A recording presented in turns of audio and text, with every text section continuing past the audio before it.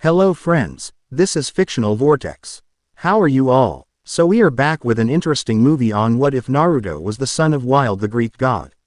Here is a quick summary. Taken from the village by his father when he was 6 and left in a forest alone for years, what is the purpose of Naruto Uzumaki in the world of Greek gods and terrifying monsters? Can he survive in the wild? And why does he feel so at home in it?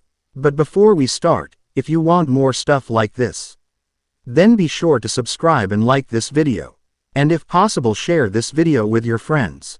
Now let's start the story. Life was never easy for Naruto Uzumaki. From the day he was born people couldn't stand the sight of him.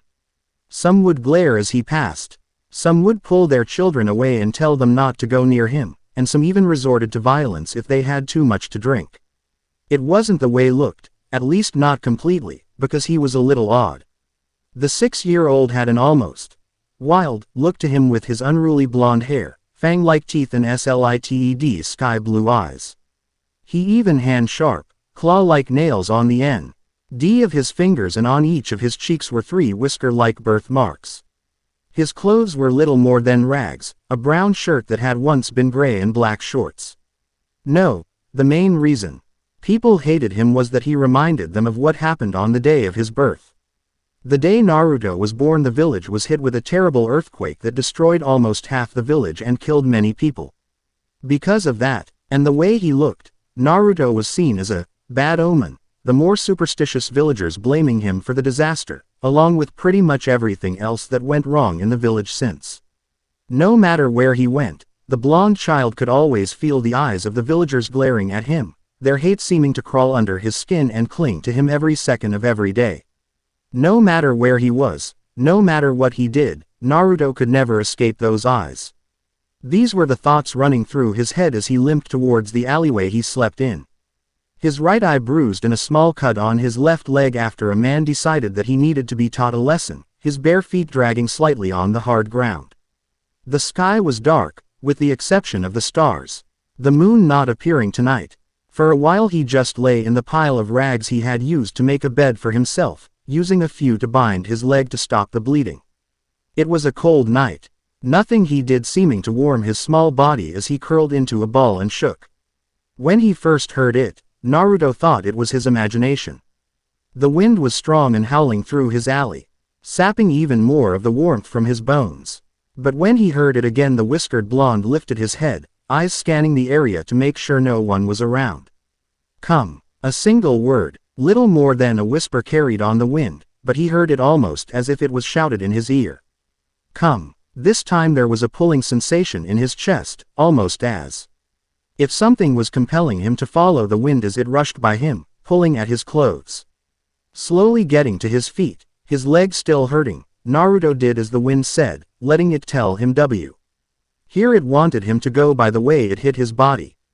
It was a slow process made even slower by his injured leg. Before he even realized it, Naruto found himself outside the village, walking through the training grounds that the ninja used, the wind seeming to get even stronger the closer he got to his destination, the whisper seeming to get more urgent. Come, hurry, come. Without warning, the wind, which had gone into a frenzy by this point, settled back down into a gentle breeze. He looked towards the large, fenced-off forest in front of him, the pull he felt in his chest seemed to grow even stronger as he looked into the many shadows that lay between the trees. Just being near it seemed to make his body tingle, filling him with a need to run towards it, into the trees and just run until he couldn't anymore.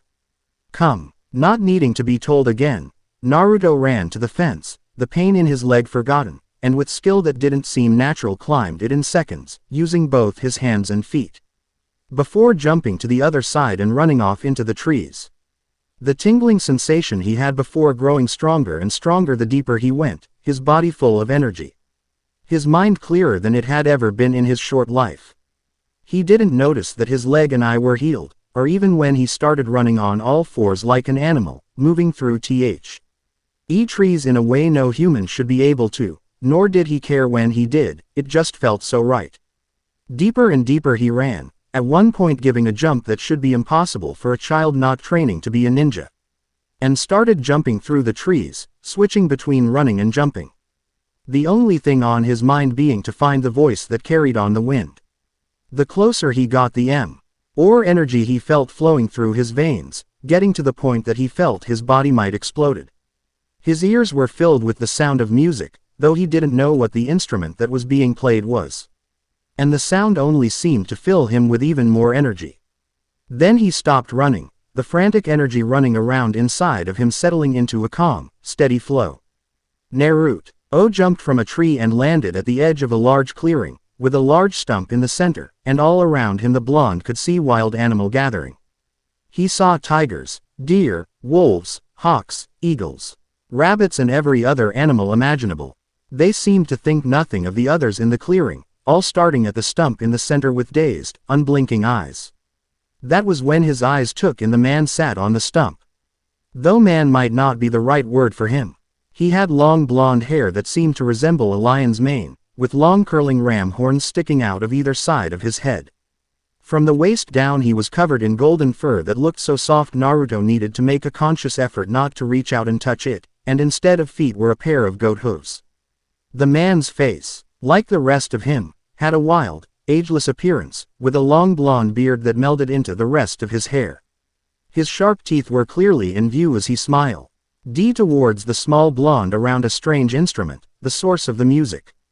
Tied to a string hung over his shoulder, Naruto could see a pure white horn with a gold mouthpiece that seemed to shine. Nay, even through the only light in the sky came from the stars far above. His light blue, slitted eyes seemed to shine with joy, something that he had never felt directed at himself before. Naruto I didn't even notice that he was walking forward until he was stood only a few feet from the strange goat man, his eyes just as foggy as the animals around him as he sat down and just listened to the music as it floated around the forest, drawing in more and more animals. He didn't know how long he sat there, but when Naruto next looked up into the sky it's starting to turn red and orange, indicating that the sun was rising over the horizon. When the music stopped, Naruto, along with all the other animals that had gathered, let out a small cry of sadness as the last note faded into the air. The animals left not a moment later, disappearing into the shadows between the trees as if they were never there, leaving just him and the goat man left in the clearing. After letting go of the instrument, which the blonde could now see was tied to a string around his neck, the man sent him a warm smile as he leaned forward. "I have waited a long time to meet you, Naruto." His voice sounded as smooth as honey, and Naruto couldn't help the small smile that crossed his lips when he heard it, hearing it, still in a slight daze. "Do I know you?" At the innocent question the man chuckled, his eyes once again shining with joy as he reached forward and ruffled the small boy's hair gently. "I know you, but now is not the right time for you to know me." "I don't understand." Chuckling again, the strange goat man jumped off the stump and knelt down next to him, and without warning, wrapped his arms around the boy's shoulders in a hug. "You will, one day, but until then you should sleep. It's been a long night." Naruto didn't realize it until the man spoke, but he was tired, his eyes suddenly hardly staying open. With a yawn, the blonde boy leaned into the goat man's chest as he fell asleep. Smiling down at small boy in his arms, Pan let out a small sigh as he picked him up and held him to his chest. "I'm sorry I couldn't come sooner, Naruto, and that I can't keep you with me. But soon the gods will need your help, more than they know, my son." Without warning, Pan's body started to glow gold, before he, with Naruto still in his arms, disappeared into thin air. The only thing left to prove he was ever there to being the wildflowers that had sprung up around his feet. When Naruto woke up he was along in a clearing, though he knew it wasn't the one from before because it was smaller. And the trees were different and more spaced out. He still felt the energy running through his body, though it was weaker than before, and could still feel it racing through his body. Sitting up, he saw that he had been lying on a bed of moss and the sun was high in the sky with hardly any clouds.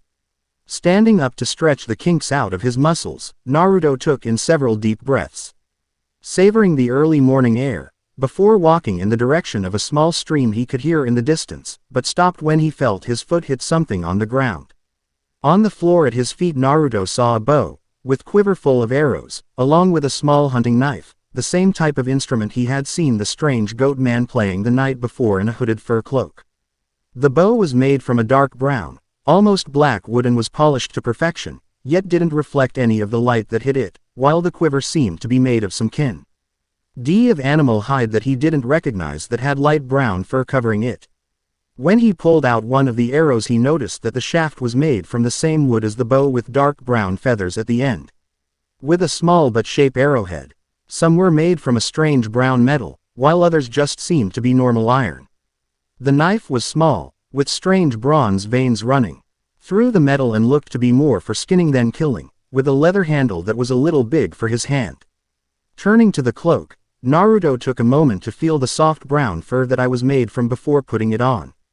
Leaving the hood down as he enjoyed the warmth it gave him, and a strange tingling sensation in his gut. Shrugging his shoulders, the blonde slung the quiver onto his back with the bow and arrows inside it, before finally turning to the instrument. It was made with several different sized pieces of hollowed out wood, tied together with a cord hanging off of it so that it could hang around his neck. The moment Naruto's hand touched it, his head was filled with information that hadn't been there before. He learned that the instrument was called panpipes, and even how to play them as if he had known his entire life. Frowning slightly, he decided not to question it for now, and after hanging them around his neck started making his way towards the stream. Naruto spent the next 3 years living in the forest, not that he was really keeping count of the days. He never felt a need to leave or find people, more than happy to just live off of the land. Sleep in the trees and just live his life. He even made friends with several of the local animals, which he had discovered shortly after arriving he could understand and communicate with. It wasn't speech exactly, but he knew what they were saying to him. He was also able to copy any sound he heard perfectly, whether it was an animal or just the sound of the wind blowing through the trees. Another thing he had discovered was that when he played his panpipes he was able to control plants, if only to a certain degree, and like the night he had met the goat man was able to mesmerize animals. Though not to the same level as the man. He spent hours practicing using the bow and arrows he had found, which he found out the arrows returned to the quiver on their own, and had gotten very good at making clothes out of animal skins. He had long outgrown his old clothes, replacing them with a fur vest and pants. The cloak never needed to be replacing because it seemed to grow to fit him perfectly. The only bad thing about his life was the monsters. The first one had appeared about 3 months after he arrived, a large black dog about the size of a horse, with pure red eyes and huge teeth.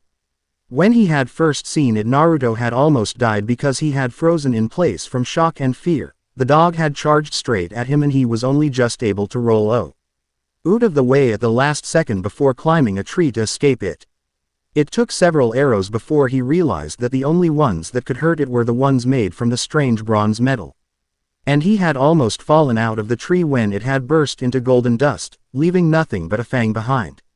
After that they had started coming every week. Sometimes it was another dog, her times it was giants with one eye with the IQ of a peanut, and that was being generous.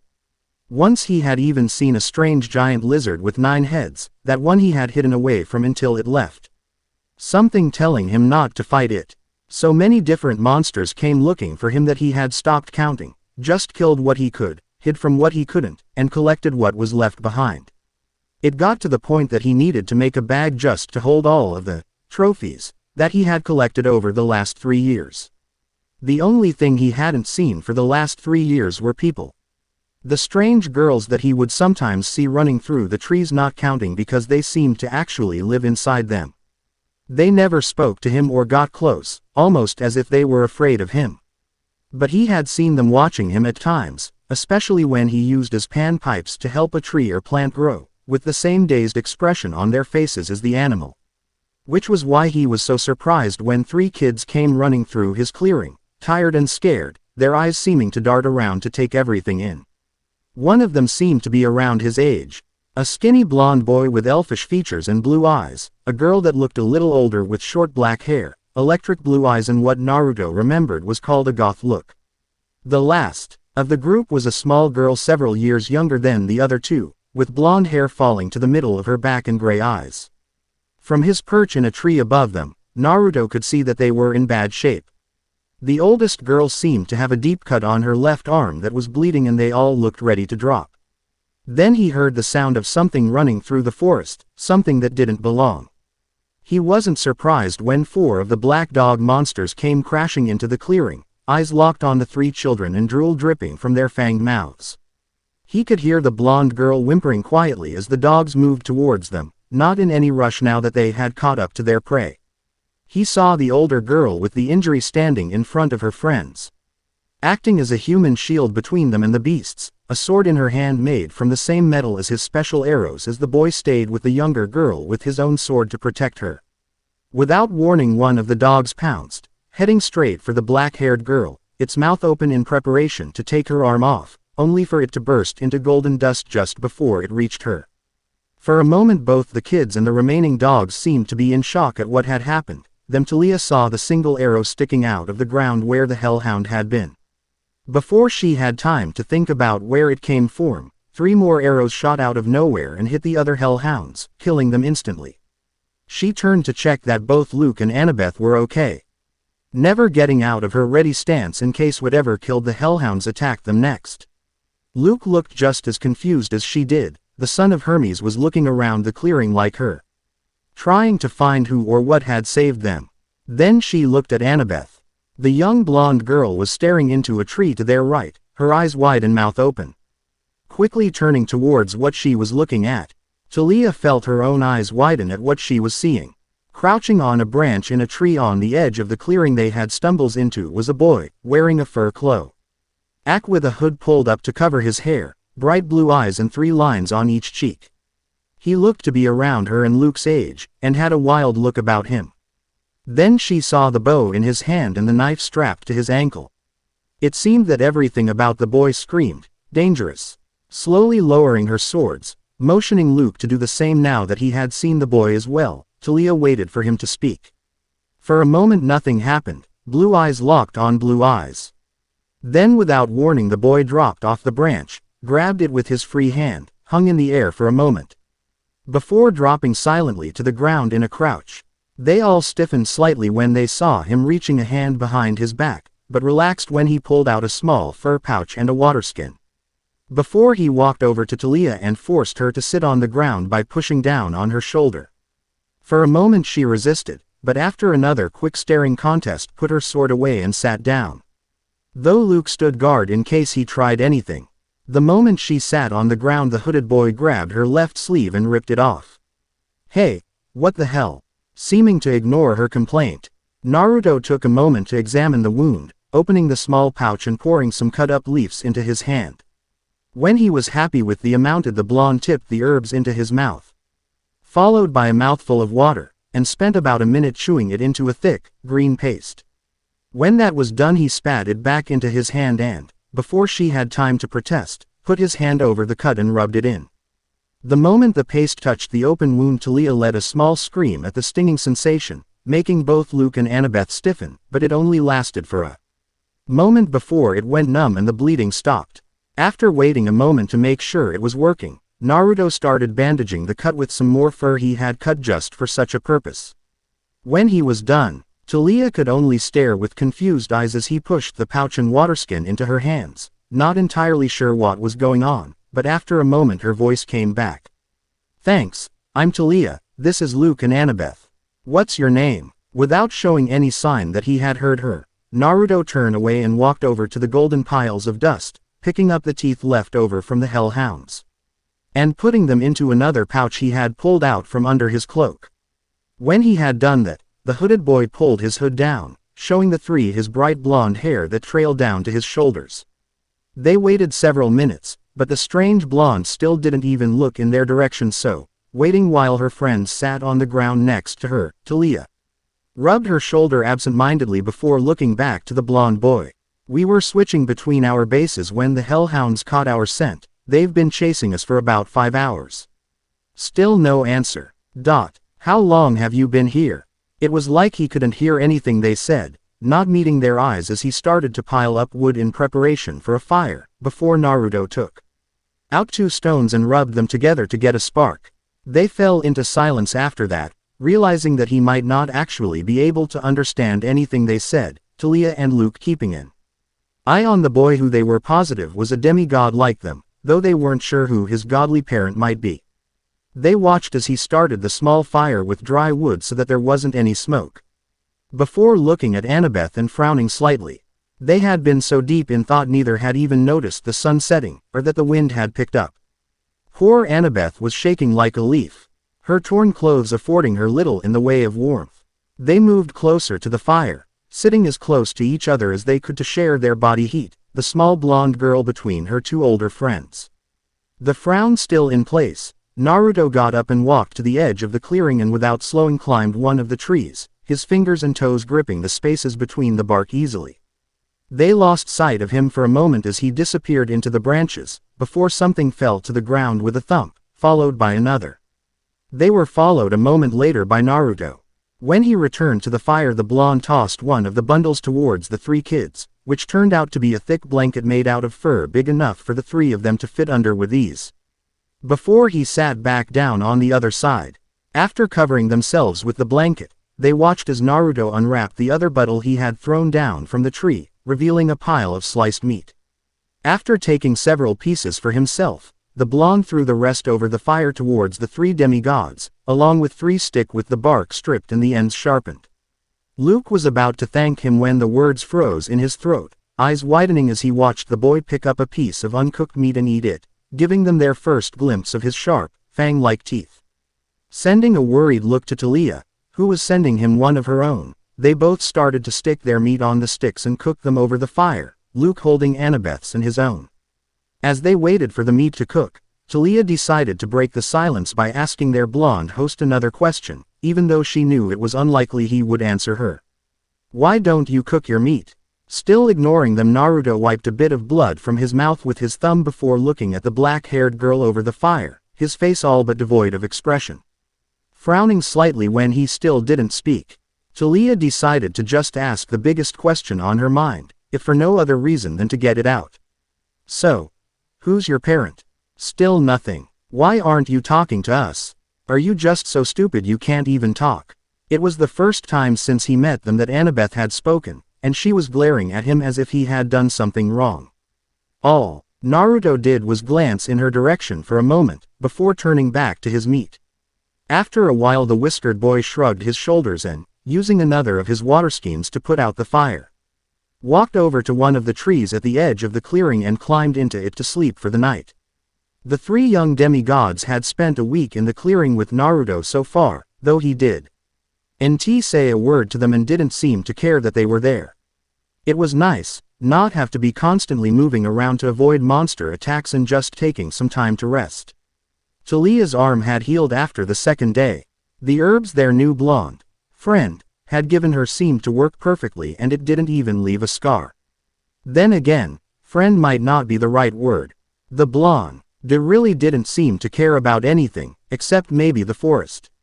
He shared his food and water, gave them his blanket and even gave them some of his spare cloaks he had made, but even after a week he treated them like strangers. Barely even looking at them. It was like there was an invisible wall around him, keeping them from getting close. Both she and Luke had spent hours watching him, the way he moved. Almost like he was a part of the forest itself. They had never seen a human, demigod or not, that could climb a tree like he did. Sometimes he seemed more like a wild animal than a person.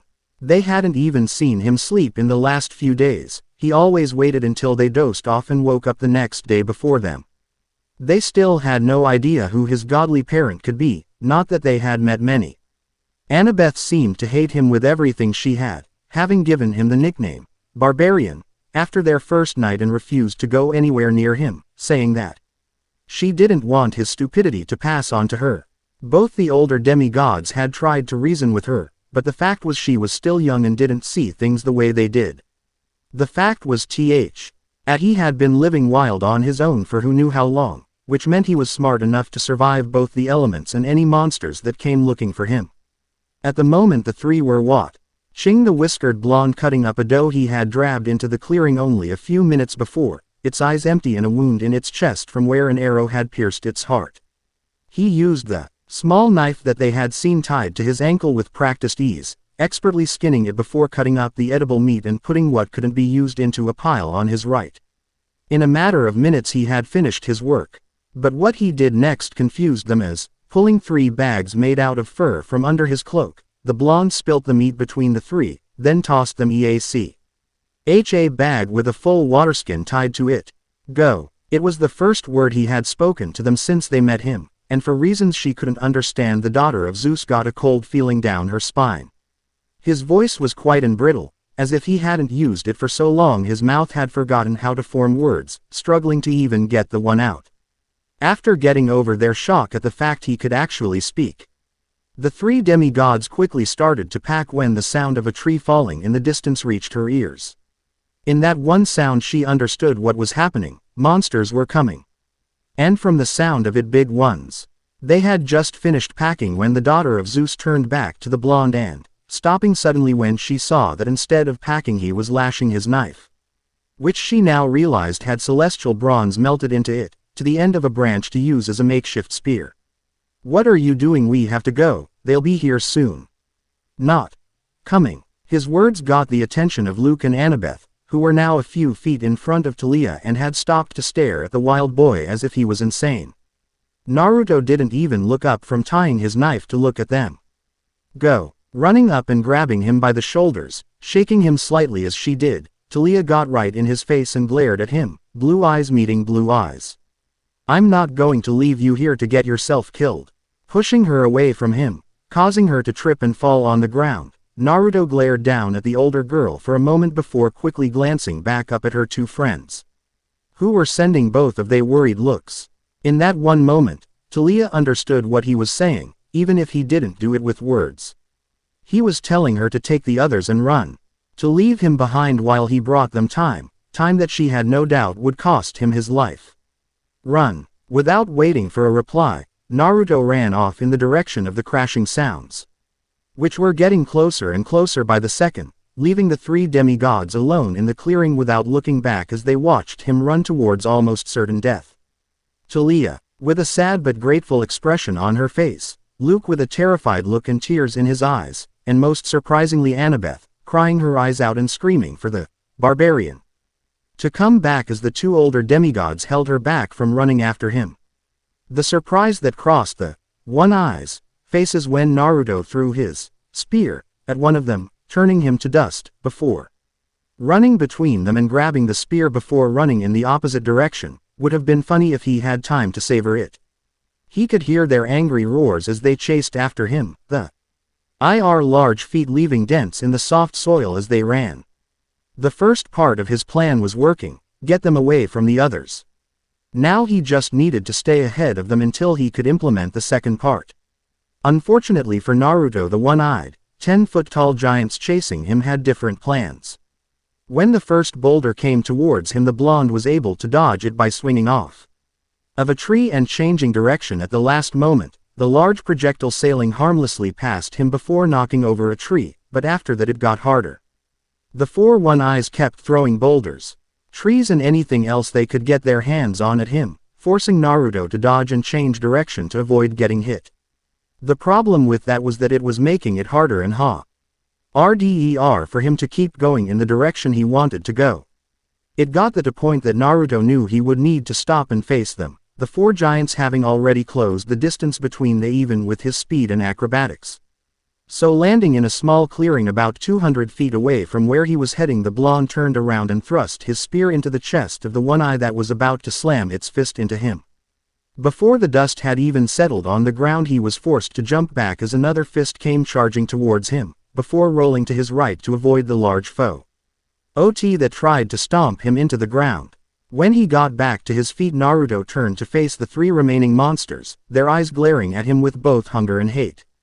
The first one had a large, brown afro on top of his head, with bones sticking out of it in random places and a hairbrush knotted into the top.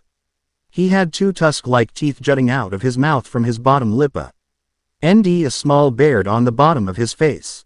He was wearing a glittery sliver vest with the buttons undone, though that was probably because of his large gut making it impossible to close, and a pair of white shorts that looked like they might explode at any second. The next on seemed to be made of nothing but curly black hair. His entire body was covered in it with the exception of a small area around his eye and mouth. The only clothing he wore was an old cloth as a loincloth, and in his right hand was a small tree that he was using as a club. The last one-eye, unlike his friends, was completely bald, his head seeming to actually shine where the sun hit it. He was wearing blue overalls covered in grease, with a dirty cloth stuffed into the top pocket and the right sleeve torn off. The first to attack was the hairy one, his club raised high in the air in preparation to smash the small blonde.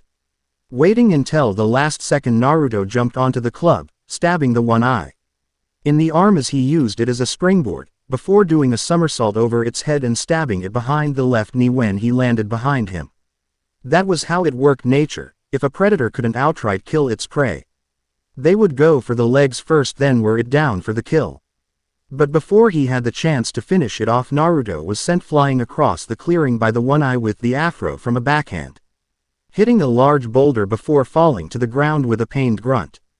Getting up quickly, ignoring the pain in his side, the blonde pulled out his bow and started hooting arrows into the bold one-eye's knees as he came charging towards him, seeming intent on ramming into him and crushing him against the boulder he had just hit.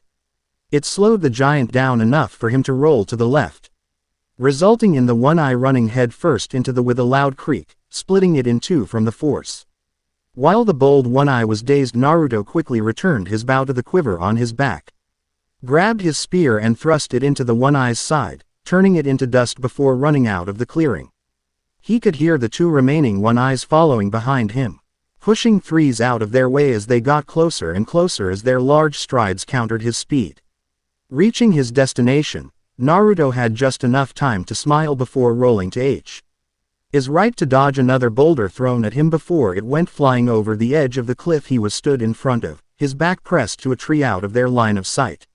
Moments later, the one-eye came running out of the trees and, not seeing the drop in time, the hairy one-eye ran straight off it, screaming as he fell before it was cut off when he hit the river and burst into dust. Seeing what happened to his friend, the afro one-eye came to a stop just at the edge of the cliff, tittering for a moment, before regaining his balance and turning to glare at the blonde boy he had ran past. Not giving the monster a chance to get his bearings, Naruto ran forward, jumped into the air, and slammed both his feet into the one-eye's chest. The kick was just enough to throw off his balance once again and, just like his friend before him, fell backwards over the cliff. Breathing deeply, the pain in his side returning in full now that the adrenaline was leaving him, Naruto lay on T. He ground for a few minutes, panting before slowly pulling himself back up, limping back into the forest and to his clearing. As he walked, the pain slowly started to fade, like it always did when he was in the forest, until it was nothing more than a dull ache. He wasn't sure how much time had passed now since he had sent the three away. His mind had long forgotten how time worked, just living in the moment and enjoying his life. He had fixed the damage the one-eyes had done while chancing him, making it as if they had never been there. It wasn't hard, all he needed to do was play the fallen trees some music on his panpipes and they would slowly fix themselves, the local animals and tree ladies always gathering to listen when he did. He had been happily lounging in a tree above his clearing, looking up at the lights in the night sky without a care in the world. He couldn't remember what they were called, but he liked them. Then his thoughts were interrupted by the arrival of a large group of humans. The moment he heard them getting closer, Naruto climbed higher into the tree so that he was hidden by the foliage. There were about 20 of them, all dressed in the same silver jackets with hoods, white skirts that fell to just below their knees, with bows and arrows on their backs. They all seemed to be young girls, the oldest no more than 15, and out of all of them only 2 stood out. The first was the oldest girl, who had long black hair tied into a plait that fell down to her waist and had a silver circlet on top of her head.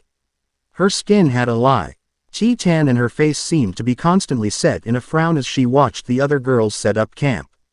The other was a girl a little younger, with long red hair, shimmering silver eyes and the most peaceful expression on her face.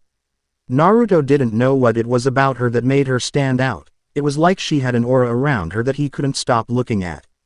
But then he realized that they were setting up camp in his clearing. The main problem with this was that there were so many of them, they would overhunt his forest, killing too many animals to eat. If that happened, it would take years for the balance to return to normal.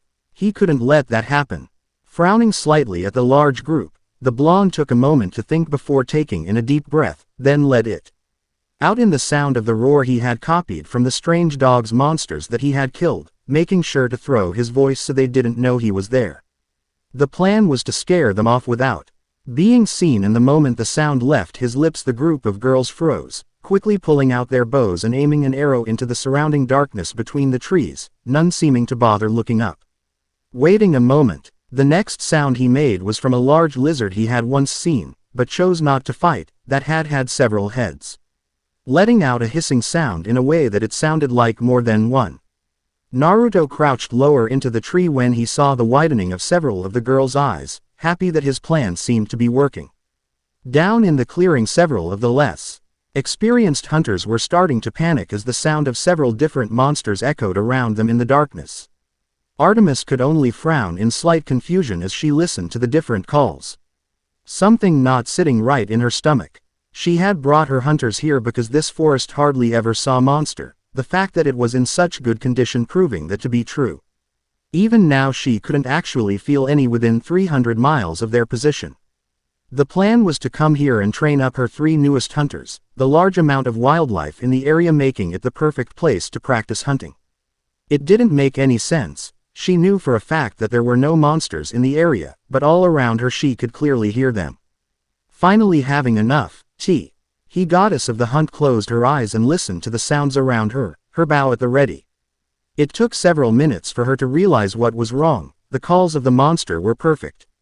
Exactly like the creatures that made them, too perfect. There was no variation in the sounds, no change of pitch in the slightest. They were being tricked. When she realized this, it was child's play to pinpoint where the noises were originating from. Turning her attention to the top of one of the tree at the edge of the clearing, Artemis quickly brought up her bow and fired into the tree, drawing the attention of her hunters as she did so. The moment the arrow disappeared into the branches, the sound stopped, the air suddenly becoming completely silent. But the thing that surprised her was that instead of the sound of her arrow hitting flesh, she heard it hitting the trunk of the tree with a dull thud. She had missed. She never missed. Before the hunter had time to aim at the tree themselves, a shadow shot out of the branches and into the tree next to it, before repeating the action to the next. Whatever this thing was, it was fast. None of the hunters were able to get a clear view of it as it jumped from tree to tree, circling them several times before finally landing on the ground and running straight into the camp. Before any of them realized what was happening, the shadow was in front of Artemis, who without thinking slammed her hand into its chest and threw it back to the edge of the clearing where it hit a tree hard enough to almost break it. It was at that moment that the cloud that had been blocking the moon passed, letting it shine its pale light down into the clearing they were in and finally letting them see their attacker. A boy. The pure disgust that was in her captain's voice was easy to hear, and it was mirrored by several others second later. Artemis stood back and watched, hiding her own shock at the finally seeing the attacker. As Zoe ran over and lifted the injured boy up by his neck, holding him against the tree. Now that they could all see him clearly, the goddess realized that he was young, no older than 10, and had a wild look to him that was only enhanced when he started growling at Zoe with a heated glare, his lips pulled back in a snarl and showing them all his fang-like teeth. "Who art thou? How dare thee intrude in the huntress's camp?" The only response she got was the sound of a hellhound's roar coming from the boy's throat as he started to claw at her wrist like a wild animal. "No more tricks. Speak now, boy." To emphasize her point, the dark-haired huntress slammed the boy into the tree hard enough to make him cough blood, but he still didn't speak. He just kept glaring at them all, growling like a wild animal and clawing at the hand on his neck. Having seen enough, Artemis walked forward, Zoe letting the boy go instantly and backing away with a bowed head, her eyes never leaving the boy as he fell to the ground and coughed up more blood. The red-headed goddess stopped a foot away from the boy, her face impassive as she looked down at him. "Why did you attack us? Answer now, or I will turn you into a jackalope and be done with you." This time instead of using a hellhound, the blonde, his hood having fallen off when Zoe dropped him, looked up at her and hisses like a hydra. But it was at that moment, when she saw his slited blue eyes, that Artemis realized that the boy in front of her was completely wild. Taking a moment to look around the clearing, the goddess the hunt saw several animal skin bags hanging from the trees and the slight indentations in the grass around the clearing that showed something moved through the area often. It seemed that they set up camp in the wild boy's territory. You go. Turning her attention back on the boy, his eyes still glaring at her without any fear, Artemis let a small frown cross her lips. Excuse me, seeming to struggle with the words. The hunters watched in silence as the boy spoke, some glaring at him, but a few sending him confused looks. Too many. Hunt. My home. At the word home he gestured at the clearing around them. None of the hunters seemed to understand what he was saying, but Artemis did. His mindset seemed to be like a wild animal. He was scared of them. Scared because a larger group of predators had invaded his home and he thought they would exhaust the food source because there were so many of them. This caused Artemis to let out a deep sigh. It was true she disliked men. She found them untrustworthy and disgusting as a whole, but unlike some of her hunters was not blind to the fact that there could be exceptions. This boy was an innocent, little more than a wild animal. He had attacked them in fear, with no malicious intent. It was clear he was a demigod, feel the godly tint in his blood, though she had no idea whose, and that he had been alone for a long time. It actually impressed her, the fact he was still alive, and if his collection of sounds was anything to go on, he had seen his fair share of monsters. But then her eyes landed on something hanging around his neck that had fallen out from under his brown cloak, something that made her eyes widen in shock. Panpipes. That's impossible. No one has seen him in hundreds of years. And he has never had a demigod child. It can't be. Pan was one of the few men she didn't find completely disgusting, not to say he didn't have his moments. Her nephew was a good man, or goat, and before he disappeared they had been on several hunts together. After all, their domains crossed into each other's. The thought of this boy being his child shocked her, but why else would a wild blonde-haired, slighted blue-eyed demigod have panpipes? Turning to her captain, who seemed to have also noticed the pipes and had wide eyes locked on the boy's face, taking in his wild appearance. Artemis clearing her throat to get her attention. Tell the others he is not to be harmed. I must return to Olympus and find Hermes at once. Do not hunt before I get back and treat his wounds. Keep him in my tent until I return.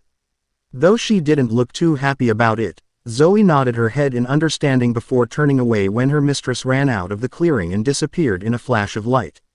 Artemis couldn't help but frown at her family as she sat in the throne, listening to her father arguing with her uncle Poseidon while her twin and Hermes told each other jokes.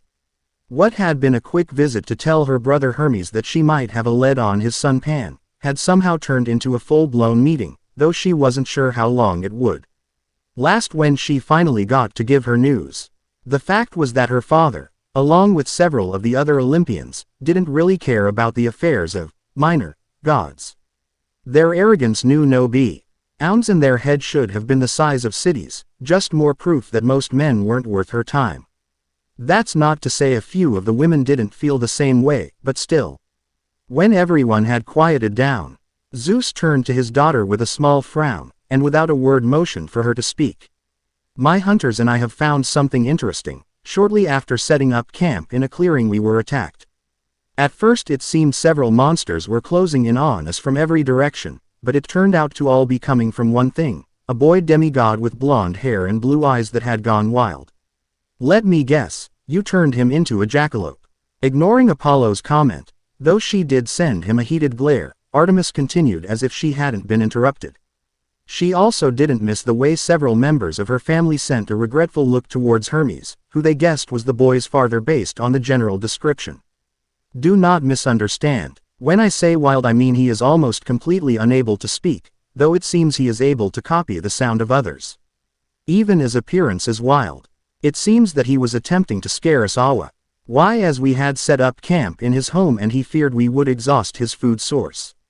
But the reason I came to talk to Hermes is not because I turned him into a jackalope, it is because of the fact that he had panpipes hung around his neck. Just as she had expected, several of the gods and goddess lost interest when they realized what this was about, Ares just getting up and walking out. She Also wasn't surprised by the fact that both Hermes and Apollo's eyes widened in realization at the mention of the musical instrument, both leaning forwards in their thrones. After all, Pan was Hermes' son, and her brother had always said he was his favorite nephew. She also saw her uncle Poseidon and her aunt Demeter paying attention, though her father just seemed to frown slightly. Impossible, Pan has been dead for many years. And even then he had never created a demigod child. You must be mistaken. Frowning at her father for doubting her, the red-headed goddesses of the moon flicked her hand and a large sliver circle of light appeared in front of her before the image appeared inside it of a spiky-haired blonde boy, with slited blue eyes, whisker marks on his cheeks and fang-like teeth. The other gods and goddesses could see what she had meant about him looking wild, the birthmarks on his cheeks seeming to only increase the feeling that they were looking at a wild animal. She saw the small smile on Hermes' face when he saw the boy, no doubt thinking just how much he looked like his father, and didn't miss the single tear that trailed down his cheek. With another wave of her hand the image disappeared. He is currently in my camp being watched by my hunters. The moment I realized who he was I came to inform Hermes, knowing that he would want to know. Wait, you left him with your hunters? Are you insane? They are all man-haters, they'll kill him if he so much as looks at them. Turning to Apollo with a frown, something that seemed to be her normal expression when dealing with her twin brother, Artemis just glared at him for a moment before answering. They have orders not to harm him while I am gone, they will not disobey me. He is being kept in my tent until I return. That was a bad idea. This time turning to look at her least favorite aunt, who seemed to be busy painting her nails, Artemis frowned at the sing-song way she spoke and the smile on her lips. As if she knows something she didn't.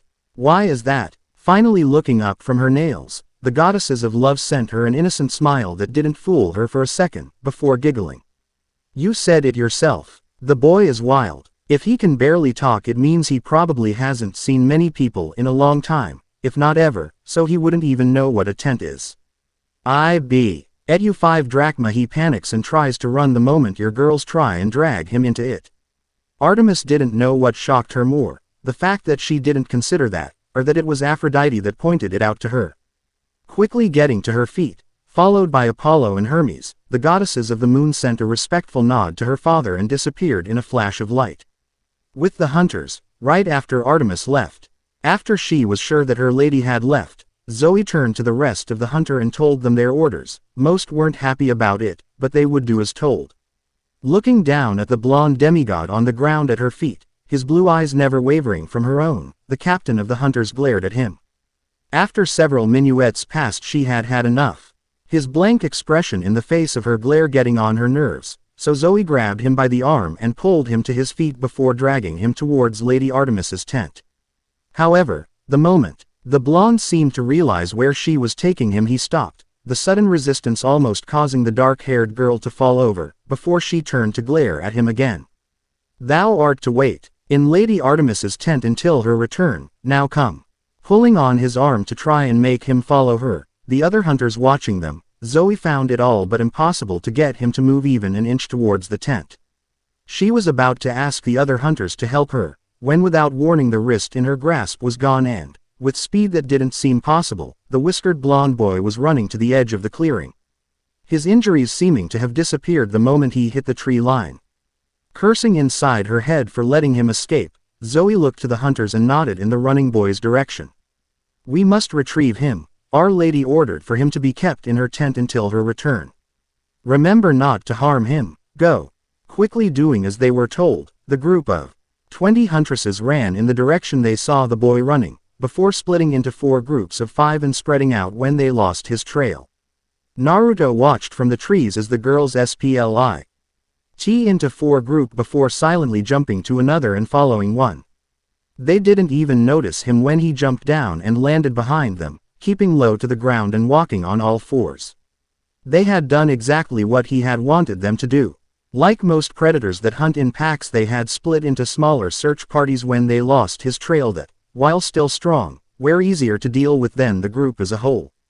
He was actually surprised at just how easy it was to knock the 4 girls out, a quick knock to the back of their necks and they fell to the ground without a sound. After that he made use of some rope he had grabbed from the camp when he ran, dragged them back to the clearing and hung them from a tree by their feet with their hands tied. He didn't want to hurt them. Just get them out of the way. Naruto repeated this action with the next two groups he ambushed with ease, never giving the girls a chance to alert the others before dragging them back to the clearing. But when he came to the last group, the one with the older girl with the circlet in her hair, he decided to be a little more careful. He knew from the moment he saw her that she was stronger than the others. Though not as strong as the one that had disappeared, but out of the girls that had been chancing him she was the most dangerous. Sitting in a tree to the group's left, Naruto took a moment to concentrate before throwing his voice in 4 different directions at once, making the sound of footsteps running through dry leaves echo quietly. The moment they heard it, Zoe nodded to the others girls with her, who without a word started to move in the direction of the sounds, each taking a different direction. Once again it was all too easy for him to knock out the first 3 before taking them back to hang with the others. By this time Zoe had realized that something was wrong, the fact that none of the other hunters had checked in since they had parted, making silence in the surrounding forest heavy with tension as she looked in every direction, confirmed it. It was because of the tension in the air that she was able to do what none of her sisters had been able to, rolling forward. The captain of the Hunter of Artemis felt something brush the back of her neck as she avoided the knockout strike, quickly turning around in a crouch so that she was facing the wild boy. Zoe grabbed her bow with both hands and prepared to use it as a close-range weapon, all of her others being lethal. What she wasn't expecting was for the blonde to copy her stance. His own bow held in exactly the same position, with the only difference between them being the fact that his head was tilted slightly to the side as he looked at her curiously. For a moment neither of them moved, though the dark-haired girl had to suppress a flinch when the moon peeked out behind another cloud and shined on the boy's face, the light reflecting off of his eyes like an animal, seeming to make them actually glow silver. At some unseen signal, both jumped towards the other at the same time, closing the distance between them in seconds. The moment he was close enough, Zoe moved her bow so that the string was behind his head before pulling it forward and, raising her knee, slammed it into his face. Not giving him time to recover, the black-haired hunter quickly followed up by spinning on the balls of her feet and slamming the end of her bow into the side of his head, knocking him to the ground. What she wasn't expecting was for him to recover so quickly, almost. As soon as he hit the ground he was back on his feet, the small cut that had opened up on the side of his head healing before her eyes. Using her moment of shock to his advantage, Naruto looped his bow around her head and, much to her shock, did the exact same thing she had just done to him, his bow leaving a large burst on the side of her head from where it hit her. It had taken her mouths to learn that combo. The timing needed to be perfect, and if your aim was slightly off you could miss getting the string behind your opponent's head completely. How in the name of Hades had he done it? Shaking off the dizziness as quickly as she could, Zoe glared at the blonde before jabbing her bow towards his stomach, only to change direction at the last moment and hit his right foot, making him lose his balance. She then followed this up with a strike to his gut, making him bend over, before finishing it by bringing her elbow down on the back of his neck. Smirking when he didn't get back up, Zoe let her muscles relax and released a sigh, confident that she had successfully knocked the boy out. Unfortunately that wasn't the case, and the moment she turned her back to him, Naruto showed up and hit her in the back of the neck, catching her before she hit the ground. XXX. Artemis wasn't sure what to think of the sight that greeted her when she returned to her campsite. She could clearly hear both Hermes and Apollo trying to hold in their laughter and failing miserably, but was too shocked to glare at them. The reason for her shock was simple: hanging upside down from several trees, their hands tied and mouths gagged with strips of fur, were her hunter. Luckily they also had some rope tying their legs together so that their skirts didn't fall down, but she could see that each of them were very embarrassed at being seen in such a state. Walking over to Zoe as Apollo fell to the ground holding his stomach, unable to hold in his laughter anymore, the goddess of the moon pulled the gag away from her mouth and after waiting a moment for her to catch her breath spoke. What happened? It was the boy. He went crazy the moment he realized I was taking him to my lady's tent and ran into the forest. We gave chance but were forced to part when we lost the trail. He picked us off one group at a time. I was careless, my lady, and allowed myself to be fooled and hit from behind. Forgive me. While she was talking, Artemis cut her down and gently lowered her to the floor before moving to the next hunter, who also apologized the moment she could talk. It too. Okay, several minutes to release all of her hunters, her brothers laughing the whole time much to their annoyance, until Zoe started shooting arrows at them.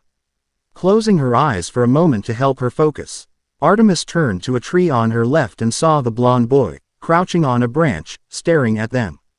After about a minute passed, the whiskered blonde jumped down, landing silently in a crouch.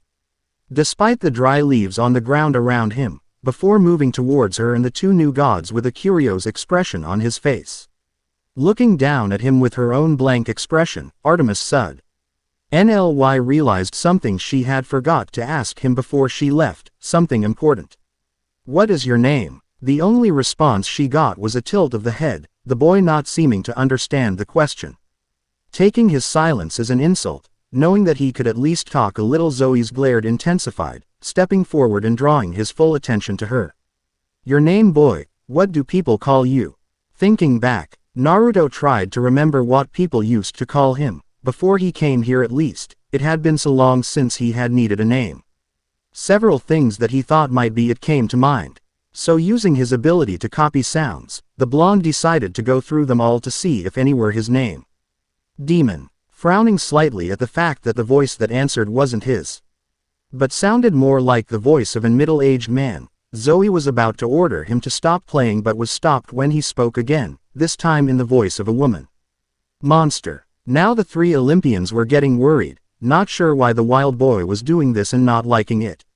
Both words seemed to hold so much hate that several of the younger hunters stood behind them flinched at the mere tone. Thing. Murderer. Beast.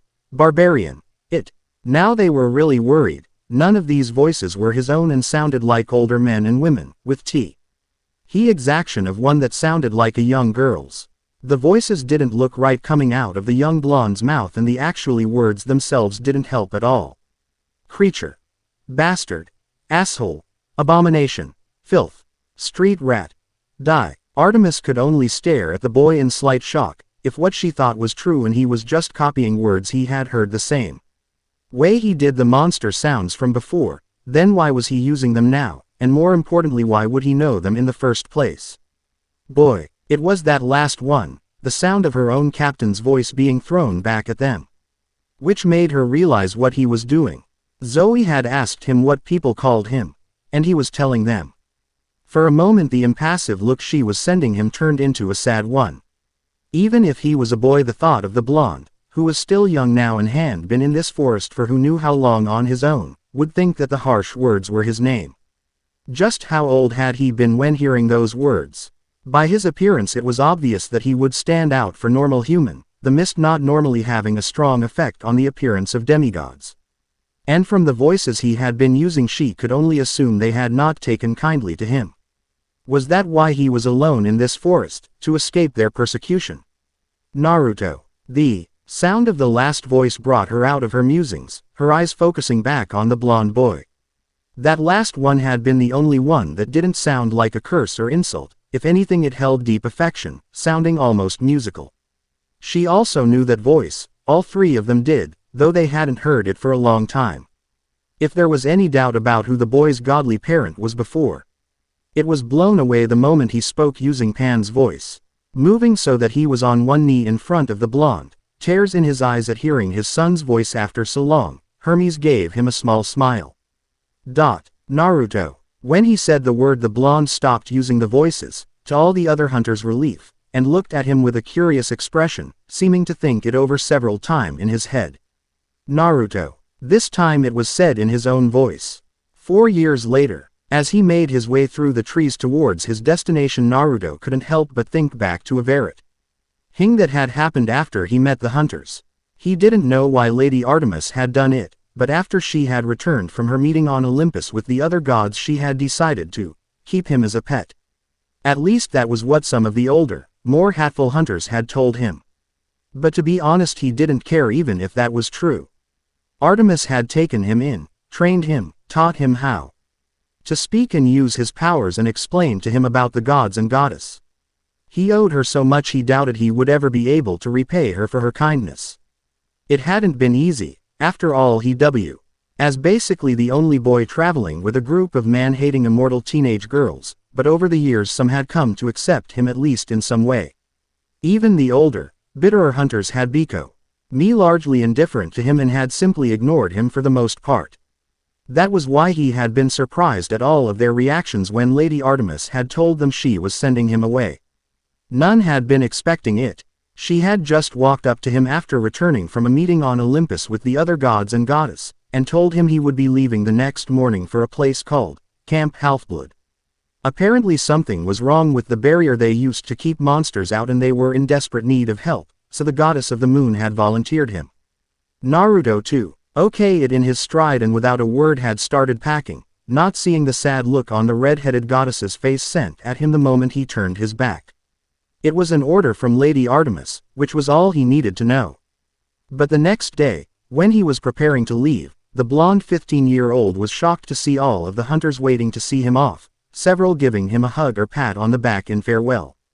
The only one he didn't see was Zoe, but seeing as she had never warmed up to him anyway, that was to be expected. She had never really forgiven him for hanging her upside down in a tree. The last thing Artemis told him before he departed was that when he arrived at the camp he was welcome to use her cabin if he wanted. Now here he was, following the instructions. On the map he was given to the place marked as Camp Halfblood. Despite how long it had been since he was living wild, on his own, Naruto's clothes hadn't changed that much. He wore a brown open vest over his chest, brown pants and the same cloak he had since first waking up in that forest all those years ago. All of it was made from animal fur, because as far as he was concerned, if he had to kill an animal to live, the least he could do was use everything so it wasn't in vain, and his feet were bare.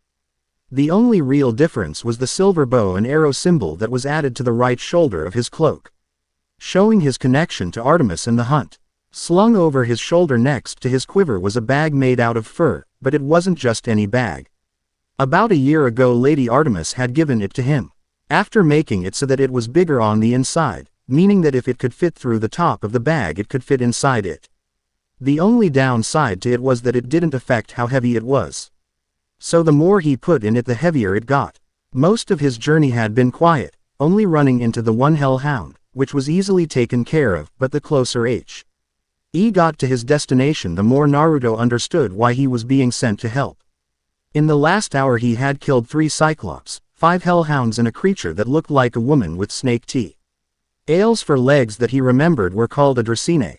The last one had been a pain to handle, mostly because she kept hiding behind trees, but he was able to kill her in the end with an arrow to her head. After that he had taken to just jumping through the trees instead of walking, deciding that it would be better if he arrived at the camp as soon as possible. He could actually feel the barrier as he passed through it, almost as if he had jumped through a wall of water but didn't get wet, and the moment he was on the other side the sound of screams hit his ears. Without thinking he doubled his speed, using both his hands and feet to jump through the now thinning tree line as he made his way towards the sound of terrified kids, and when he arrived a small frown appeared on his face.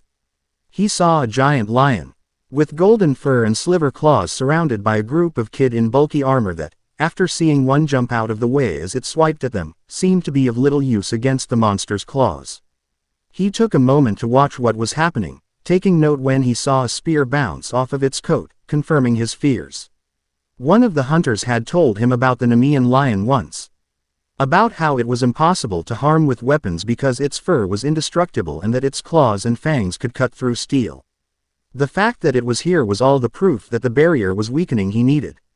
Despite knowing that there was a chance it wouldn't do any harm, but wanting to test a theory he had, Naruto notched an arrow on his bow and, quickly taking aim when he saw that the lion had cornered one of the campers who were fighting it, fired it straight into the beast's right eye. His suspicion was proven true when, instead of bouncing off of it like the other weapons, the arrow pierced straight through it, causing the lion to let out a loud roar of pain, its previous cry forgotten as it turned to look for whoever had attacked it. The campers seemed to have been frozen in place, not believing that the indestructible Nemean lion had just been injured, and were even more shocked when a second arrow shoot out of a tree and took its other eye, ending it completely as it roared in pain and fury. Quickly putting his bow back in his quiver, Naruto jumped out of the tree and hit the ground running on all fours, closing the distance between High Mself and the Nemean lion in seconds before jumping in the air and landing on its back. Not giving the monster time to roll and crush him, the blonde brought both his hands down on the back of its neck with as much force as he could, dazing it for a moment as he flipped over its head and landed in front of it as it roared again. This was exactly what he wanted and, pulling his knife from where he kept it tied to his ankle, Naruto thrust his arm into the beast's open mouth and stabbed the roof of its mouth, straight into the brain. The other campers could only started at the unknown blonde in complete shock. The lion exploding into a cloud of golden dust, the only thing being left behind being its pelt. They were further shocked when the whiskered teen knelt in front of the fur and started to give a quick prayer before putting it into the bag on his back before turning to face them.